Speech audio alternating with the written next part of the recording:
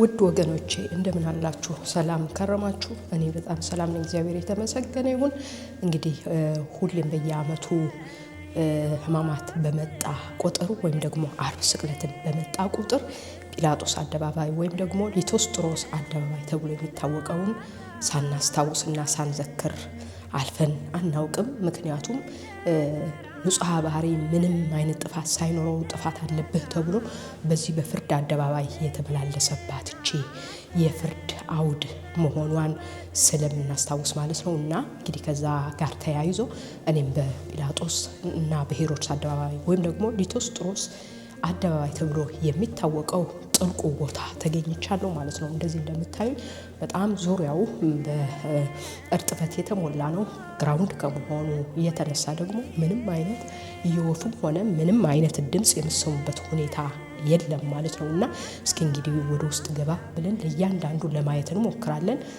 በዚህና በዚህ እንደማየው ከሆነ በእርግጥ ተሰጥቶኛል ጋይድ የሚያደርገኝ እሱን ያየሁኝ እሄዳለሁ ማለት ነው። በመሰረቱ ይህን ቦታ በርባን የሚባለው ቀማኛ የነበረው ሽፍታ ታስሮበት የነበረው በኋላ ደግሞ ጌታችን አምላካችን መድኃኒታችን ኢየሱስ ክርስቶስ ከጸሎተ ሐሙስ ከሐሙስ ማታ ጀምሮ በዚህ ቦታ ላይ አብሮ ከበርባን ጋር ታስሮ ያረፈደበት ቦታ እንደሆነ ነው ያለን መረጃ እና እሱንም ቦታ ለማየት እንሞክራለን። በዙሪያው ላይ ያለው አጠቃላይ ግን ቦታው ምን ይመስላል የሚለውን አብረን ዞር ዞር እያልን እናየዋለን ማለት ነው። እና እግዚአብሔር አብሮን ይሁን። እናንተም ከኔ ጋር እንደምትጎበኙ ተስፋ አድርጋለሁ። ጨለማ በሚሆንባቸው አካባቢዎችም በትዕግስት እንድትጠባበቁ ነው የምማጸነው ማለት ነው። እግዚአብሔር ይስጥልኝ። አብራችሁ ይሄዱ።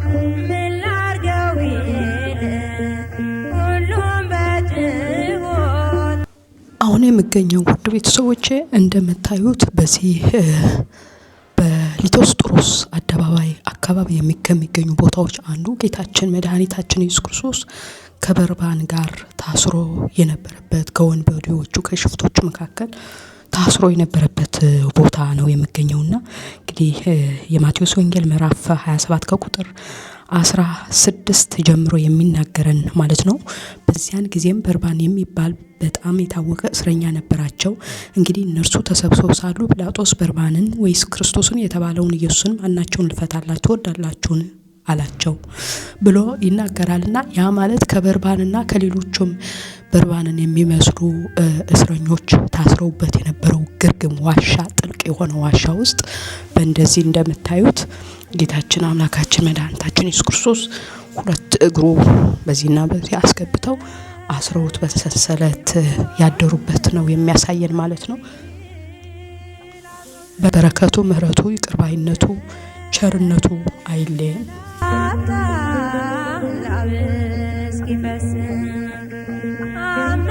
አመላለሱ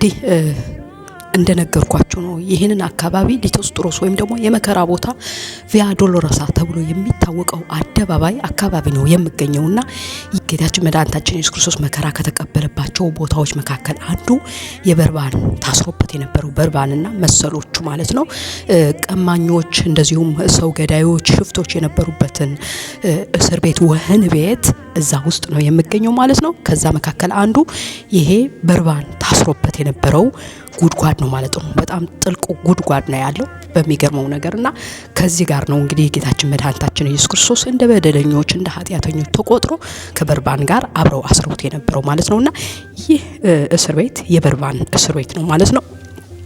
በዙሪያው ላይ ስታዩ እንዳለ ሽፍቶቹ ታስረውበት የነበረው ወይም ደግሞ ቀማኞቹ ታስረውበት የነበረው ነው የምታዩት። በጣም አስጨናቂና በጣም ጥልቅ የሆነ ቦታ ነው ቦታው አካባቢው የምታዩት ማለት ነውና እዚህ መካከል ነው ጌታችን መድኃኒታችን ኢየሱስ ክርስቶስ ያለ በደሉ ታስሮና እየተገረፈ በሰንሰለት አስረው አሳድረውት በእስኪነጋ ድረስ በዚህ ቦታ ላይ አቆይተውት የነበረው ማለት ነው። እንግዲህ ለዛ ምልክት ይሆን ዘንድ ለዛ ምሳሌ ይሆን ዘንድ እንደምታዩት የወህኒ ቤት ቦታ መሆኑን የምታውቁት ሰንሰለቱ ዙሪያው በሰንሰለት ታጥሯል፣ በሰንሰለት ተያይዟል፣ በሰንሰለት ታስሯል። ወህኒ ቤት ነው ወይም ደግሞ እስር ቤት ነው ብለው ሲገልጹ ማለት ነውና እንግዲህ በዚህ ሰንሰለት ነበር ጌታችን መድኃኒታችን ኢየሱስ ክርስቶስ እጅና እግሩ በድንጋይ መካከል አድርገው አስረው ያሳደሩት ማለት ነው።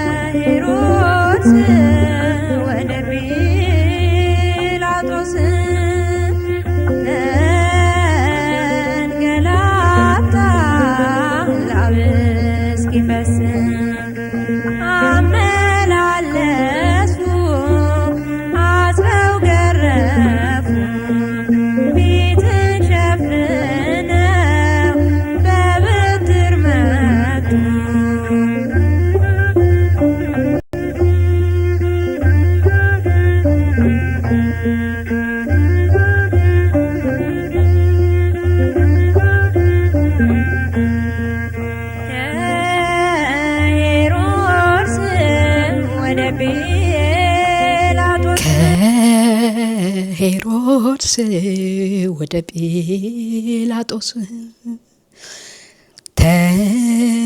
ተንገላታ ላብ እስኪፈስ። ውድ ተመልካቾች ያለሁት ቦታ በሊቶስጥሮስ አደባባይ ነው። ያ ማለት ቪያ ዶሎሮሳ ወይም ደግሞ የመከራ ቦታ ረግጨን ያለሁት ማለት ነው። ይሄን እንደምታዩት ይሄን ድልድይ በምስራቁ ሊቶስጥሮስ ወደ ሰሜኑ ሊቶስጥሮስ የሚያስኪደው ያ ማለት ደግሞ ወደ ሄሮድስ አደባባይ የሚያስኪደው ከጲላጦስ ቤት ወጣችሁ ወደ ሄሮድስ ቤት የምትገቡበት ማለት ነው። እንግዲህ ጌታችን መድኃኒታችን ኢየሱስ ክርስቶስ ከጲላጦስ ቤት ወደ ሄሮድስ ቤት፣ ከሄሮድስ ወደ ጲላጦስ፣ ከጲላጦስ ወደ ሄሮድስ ያመላልሱት የነበረው በዚሁ ድልድይ ነው ማለት ነው። በአሁኑ ሰዓት በእንደዚህ በብረት በምናምን አድርገው አሰርተውታል። ቦታው ግን ይሄ ነው። ወደ ታች ስታዩት በጣም ጥልቅና ጥልቅ የሆነ ቦታ አለው። ያንን ደግሞ በድሮ ሰዓት ወታደሮቹ እየሄዱ እዛ ውሃ የሚቀዱበት የሚዝናኑበት እንደዚሁም ደግሞ ልብሳቸውን የሚያጥቡበት እንደሆነ ነው ያለኝ መረጃ የሚያሳየው ማለት ነው። የጌታችን የመድኃኒታችን ኢየሱስ ክርስቶስ ሕመሙንና መከራውን ለኛ መከራችንን አንስቶልናልና ከኃጢአት ሁሉ አንስቶናልና አሁንም ይጠብቀን ለዘላለሙ አሜን።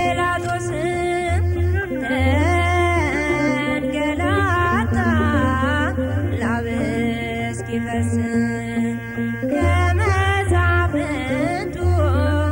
ከመኳንንቱ አደባባይ ዋል ደርሶ ትንቢቱ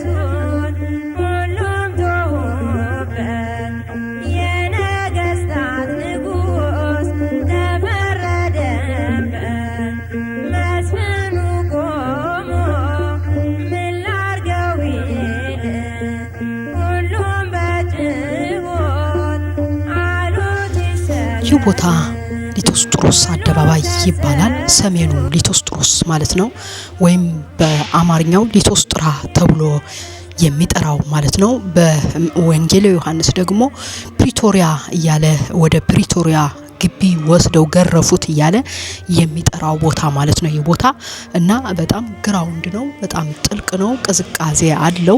ወደ ታች ደግሞ ስታዩት በጣም ዝቅተኛ መሬት ያለበትና ውሃ ያለበት ጥልቅ መሬት ታገኛላችሁ ማለት ነው። እኔ ተቀምጬ የምታዩኝ ካጠገቤ ያሉት ድንጋዮች በአጠቃላይ የሄሮድስ እንደዚሁም የጲላጦስ ጭፍሮች በዚህ ቦታ ላይ ቁጭ ብለው ጌታችን መድኃኒታችን ኢየሱስ ክርስቶስ ሲዘብቱበት፣ ሲገርፉት፣ ሲዘባበቱበት የነበረበት ቦታ ነው ማለት ነውና ዛጋ እየገረፉት ድንጋዩ ላይ አይታችሁት ከሆነ የሰውነቱን ሰንበር ድንጋዩ ላይ ተጣብቆ እንደዚህ ሰንበር ሰርቷል።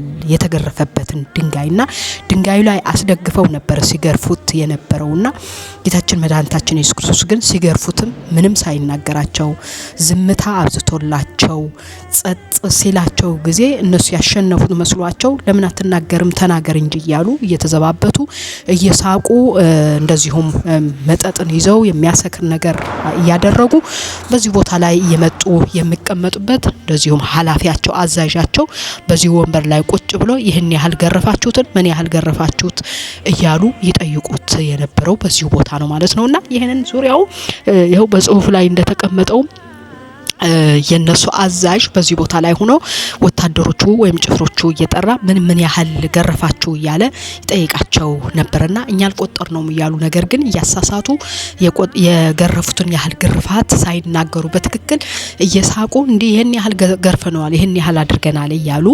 የሚዘባበቱበት የነበረው ማለት ነውና ከዚሁም በዚሁ አጠገቤ ላይ ደግሞ ይታያችሁ ከሆነ አላውቅም ትንሽዬ እንደ ጎድጓዳማ ነገር መስላ የምትታያለች። ከታያችሁ አስጠግቼ ላሳያችሁ ወዳለሁኝ ማለት ነው። ውድ ቤተሰቦቼ ይሄንን ቦታ ለኛ ጥቃቅን መስለው የሚታዩንን ነገሮች ነገር ግን ስናደርጋቸው የማናስተውላቸው አንዳንድ ጫወታ የሚመስሉ ነገሮች አሉና ይሄው ይሄንን ጎድጓዳማ ቦታ ወይም ድንጋይ በዚህ ከጊዜ ብዛት የተነሳ እንደዚህ በሰንሰለት ዙሪያውን በብረት አስረውታል እንዳይወድቅ አድርገውና ይሄንን ቦታ እየገረፉት እየመጡ በጣም ሰክረው ይመጡና ያንን ስካራቸውን ለማብረድ ሲፈልጉ እዚህ ጋር ገበጣ ይጫወቱበት የነበረው የድንጋይ አይነት ነው ማለት ነው። ይሄ ገበጣ የሚጫወቱበት ነው። በእኛ ሀገር አካባቢም እንደዚሁም በተለይ በሀበሻው ዙሪያ ላይ ገበጣ እያልን የምንጫወታቸው ጫወታዎች አሉ። እነሱ ከጌታችን ከመድኃኒታችን ከኢየሱስ ክርስቶስ ግርፋቱ ጋር ተያይዞ የመጣ ነውና ከዚህ በኋላ እንግዲህ ክርስቲያኖች ይሄንን ስላወቅን እነሱ አይነት ጫወታዎች ባንጫወት መልካም ነው ብዬ አስባለሁኝና እንግዲህ ገበጣ የሚጫወቱበት የነበረው ድንጋይ ነው ማለት ነው ይህ ቦታ። ውድ ወገኖቼ እስኪ አባቶቻችን በሃይማኖት አበው እንደዚሁም በተለያዩ መጻሕፍቶቻቸው የጻፉልንን አንዳንድ ተግሳጾች እዚሁ ቁጭ ብለን ለማየትን ሞክር፣ ለመታሰቢያም ይሆነን ዘንድ እንደዚሁም በረከትም ይሆነን ዘንድ ማለት ነው። ውድ ቤተሰቦቼ አብረን እስኪ ከ318 ሊቃውንት አንዱ የሆነው ኤሌክስንድሮስ ከጻፈው ጽሑፍ መካከል በዕለተ ዓርብ ነግህ ላይ ከሚነበበው የሃይማኖት አበው ክፍል በግብረ ሕማማት ውስጥ የሚገኘው አንዱ ወደ እናንተ ላደርስ ወደድኩኝ። ሕግ አፍራሽ ጲላጦስ ይዘብትበት ዘንድ በመስቀል ይሰቀል ዘንድ በመቃብር ይቀበር ዘንድ በሶስተኛው ቀን ይነሳ ዘንድ ምን አተጋው? በፍዳ ተይዘን የነበርን እኛን ያድነን ዘንድ ለኛ ብሎ አይደለምን? ይህንን ያለው የእስክንድሪያው ሊቀ ጳጳስ ኤሌክስንድሮስ ስለ ምስጢረ ሥጋዌው በጻፈው ጊዜ ነው ማለት ነው ይህን የተናገረው። ዳግመኛ የጌታችንን የሕመሙን ነገር በተናገረበት ድርሳኑ የአባት ቅዱስ ኤሌክስንድሮስ እንዲህ አለ። በእርሱ ለማይነገር ለእርሱ እንግዳ ምስጢር አንክሮ ይገባል። ፈራጅ እርሱን ፈረዱበት፣ ከማእሰረ ኃጢአት የሚፈታ እርሱን አሰሩት። ዓለምን የያዘ እርሱን ያዙት። ለሰው ሕይወትን ለሚሰጥ ለእርሱ ሐሞትን አጠጡት። የሚያድን እርሱ ሞተ፣ ሙታንንም የሚያስነሳቸው እርሱ ተቀበረ። በሰማይ ያሉ ኃይላት አደነቁ፣ መላእክትም በተደሞ ፈዘዙ። በፍጥረት ላይ የተሾሙ ሁሉ ደነገጠ፣ ፍጡራንም ሁሉ አደነቁ። አይሁድም ገዢው እነሆ አሉ፣ እርሱም ግን ዝም ብሎ መከራ ተቀበለ። የማይታየው ታየ፣ በምን ዕዳዬ ነው አላለም። የማይያዘው ተያዘ፣ አላዘነም። የማይታመመው ታመመ፣ አልተበቀለም። የማይሞተው እርሱ በፈቃዱ ሞተ፣ ይሁን ብሎ በመቃብር አደረ። ፍጥረት ሁሉ አደነቁ፣ የማይታመም እርሱ ለሰው ብሎ መከራ ተቀብሏልና። በመኳንንት በሚፈርድ እርሱ ፈረዱበት፣ የማይታይ እርሱ ራቁቱን ሰቅለው አዩት።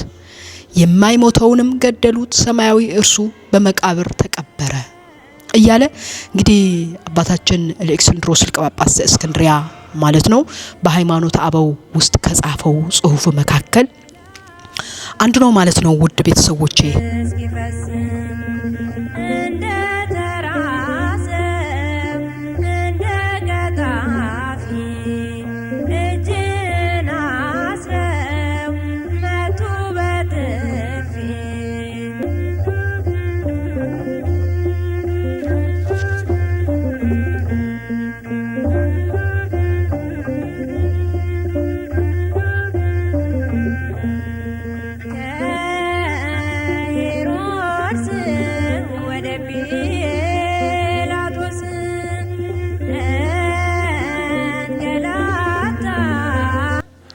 Okay, now so we have to this cistern, to gather the water, especially in the time when it was dry, like during the summertime.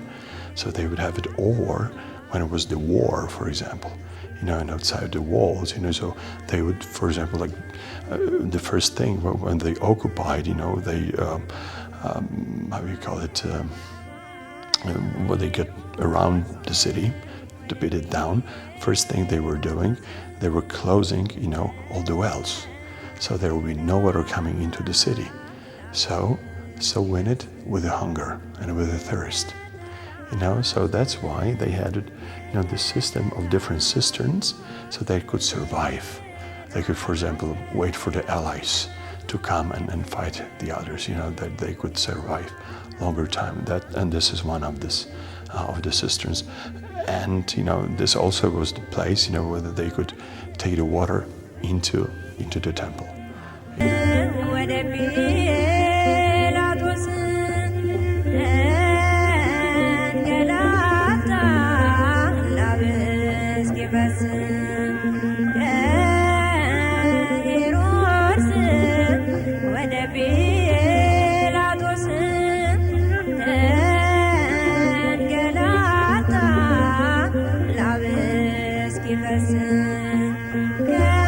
ከመዛፍንቱ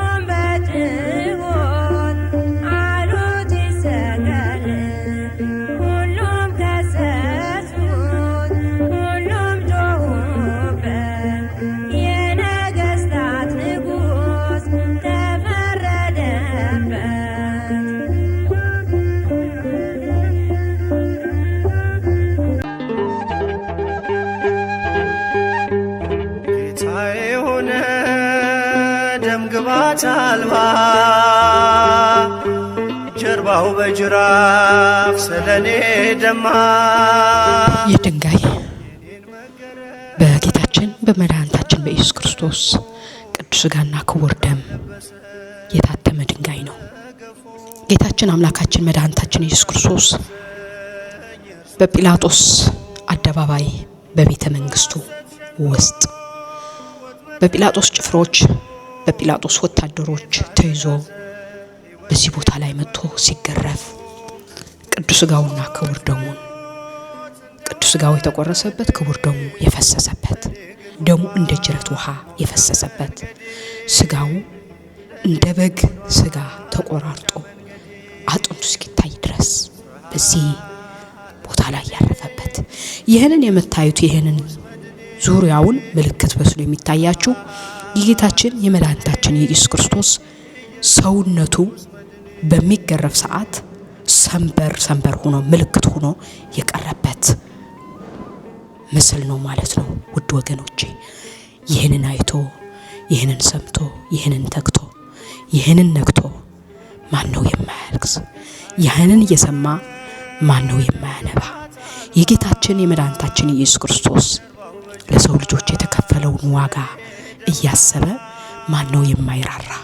እስኪ ወገኖቼ አባቶቻችን ከጻፏቸው ጽሑፎች መካከል የተወሰነውን አብረን ከናንተ ጋር እንበለው። ኃጢአታችንን ለማስተስረይ መስዋዕት የሆነ የእግዚአብሔር ልጅ ሕያው ቃል ወዮ ምን ይደንቅ! ድንግል ታዝለው ታቅፈው ዘንድ በድንግል ማህፀን ለእርሱ ደረትን ፈጠረ። በፍዳ ተይዞ ተጎትቶ የነበረ የአዳምን ባህሪ ገንዘብ አደረገ። የሚወደውን ደቀ መዝሙርንም በደረቱ አስጠጋው። ሥጋ የሌለው እርሱ ሰው ልሁን ባለ ጊዜ ሥጋን ነሳ፣ ፈቃዳቸው ይፈጽም ዘንድ በሥጋ ያዙት። የእውሮችን ዓይን ያበራ ዘንድ አፍን ምራቅን ፈጠረ። አጋንንትን አስወጥቶ ይሰድ ዘንድ አንደበትን ፈጠረ። በፍርድ አደባባይ አምደ ቄሳርን መስቀል ይታቀፍባቸው ዘንድ ሁለት ክንዶች ፈጠረ። ዳግመኛ ከጲላጦስ ግርፋትን ይቀበልበት ዘንድ ጀርባን ፈጠረ። ድንግል ዮሐንስን ወደ እርሱ ያስጠጋው ዘንድ ደረትን ፈጠረ። ያድነን ዘንድ የሰውነትን ሥራ ሁሉ ሰራ። ክብር፣ ምስጋና፣ አምልኮ፣ ስግደት ለአምላካችን ለመድኃኒታችን ለኢየሱስ ክርስቶስ ይሁን። በዚች ድንጋይ ላይ ተገርፎ ጌታችን መድኃኒታችን ኢየሱስ ክርስቶስ ለእኛ ድህነትን ሰጥቶናል። ዓለምን አድኗል። በኃጢአት ባርነት ተይዘን የነበርነው የሰው ልጆች በሙሉ ከኃጢአት ነፃ ወጥተናል። ከዚህ በኋላስ ይህንን መከራውንና ይህንን ስቃይ ስቅያቱን ይህንን የተከፈለልንን ዋጋ እያሰብን ለወንድሞቻችን በጎ እናደርግ ይሆን? ጥያቄው ለኛና ለኛ ነው የሚሆነው። ሌሎቹን ያላየናቸው አብረን እናያለን። አብረን እንሂድ፣ ተከተሉኝ። ጀነግረው የሞትን ሾህ ከኔ ነቀለው፣ የሞትን ሾህ ከኔ ነቀለው። ተወጋ ስለኔ ኢየሱስ መድኔ፣ ተወጋ ስለኔ ኢየሱስ መድኔ።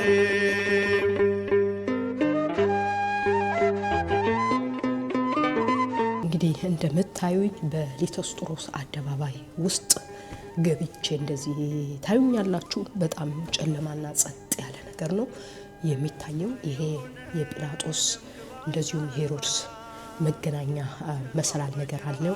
በጣም ሰፊ ነው። ወደዛ ስትሄዱ ወደዚህ ስትሄዱ ስትመጡና ስትመላለሱ የምታዩት ቦታ ነው። እንግዲህ ጲላጦስ በዚች ቦታ ላይ ነው ፍርድ የፈረደበት ማለት ነው። እና አሳልፎ ከሰጣቸው በኋላ ይሄ ማርቆስ ወንጌል ምዕራፍ 15 ከቁጥር 19 አካባቢ ድረስ ያለውን የምናነበው ለፍርድ ተላልፎ ከተሰጠ በኋላ ጌታችን መድኃኒታችን ኢየሱስ ክርስቶስ ቀይ ልብስም አለበሱት፣ የእሾህ አክሊልም ጎንጉነው ደፉበት። የአይሁድ ንጉሥ ሆይ ሰላም ላንተ ይሁን እያሉ እጅ ይነሱት ጀመር ይላል። ከዛ ቀጥሎ ደግሞ ምን ይላል? ራሱንም በመቃ መቱት፣ ተፉበትም፣ ተንበርክከውም ሰገዱለት። ከተዘባበቱበትም በኋላ ቀዩን ልብስ ገፈፉት፣ ልብሱንም አለበሱት፣ ሊሰቅሉትም ወሰዱት። ይኸው እንግዲህ ያለ ምክንያት አይደለም ይሄን ያነሳሁላችሁ። ቀዩን ልብስ ያለበሱበት ቦታ እችኛዋን ቦታ ትታያለች። ትታያችሁ ከሆነ ለብቻዋ መብራት አድርገውባታል ማለት ነው። በመብራት ትታያለችና ከፊት ለፊት ደግሞ በእንግሊዘኛ ጽሁፍ ተጽፎበት ይታያል ማለት ነው። እና ለፍርድ ከተተላለፈ ከተሰጠ በኋላ በዚቹ አደባባይ ላይ አስቀምጠው የብርሃን ልብስን ያለበሰ አምላክ ጸጋን ያጎናጸፈ ንጉስ ዓለማትን ፈጥሮ እንዳይሳቀቁ በሐፍረት እንዳይወድቁ ማንኛውም ነገር ለሰው ልጆች የሰጠ አምላክ አንተ ማን ይልቁንስ ንጉስ ከሆንክ ራስህ ግለጽ እያሉ እየተዘባበቱ በጥፍ እየመቱ የእሾህ አክሊልም በራሱ ላይ ደፍተው በዚች ቦታ ላይ ሰባ ሰገል የገበሩለትን ሰባ ሰገል ያመጡለትን እጀ ጠባቡን ገፈው ቀይ ልብስ ያለበሱት በዚሁ ቦታ ላይ ነው ማለት ነውና በጣም በሚያሳዝነው ሁኔታ እኛ አሁን እንዱ ባሁን ሰዓት እንዱ ይሄንን የመጽሐፍ ቅዱስን አካል ስናነበው እንደዋዛ እንደፈዛዛ ያየነው እንዱ በተግባር ሳይሆን በአፋችን ብቻ የምንናገርበት አጋጣሚዎች እናገኛለንና በአሁኑ ሰዓት በእውነት እንዱ ከወንድማችን ገፈን ልብሱን ብንወስደው ደስታችንን አንችለውምና እንደዛ አይነት ነገር ሁኔታዎች ነው የምናየው። የዛሬ 2017 ዓመተ ምህረት የተፈጸመውን እያነበብን አሁን የምናደርገው እኛ ግን የምናውቀው ነገር አይደለምና እያወቅነው እንድናደርግ እግዚአብሔር ልቦና ይስጠን ነው የምለው። ለማንኛውም እንደዚህ ያልኩኝ አስጎበኛችኋለሁ። አብራችን ጎብኙ። በጣም ጸጥ ያለ ቦታ ነው። በጣም መስፈሪ ቦታ ነው። ግን ፈጣሪያችን መድኃኒታችን ኢየሱስ ክርስቶስ ከፊት ያስቀደምን አብረን እንጓዛለን። በሃል ስለኔ ኢየሱስ መድኔ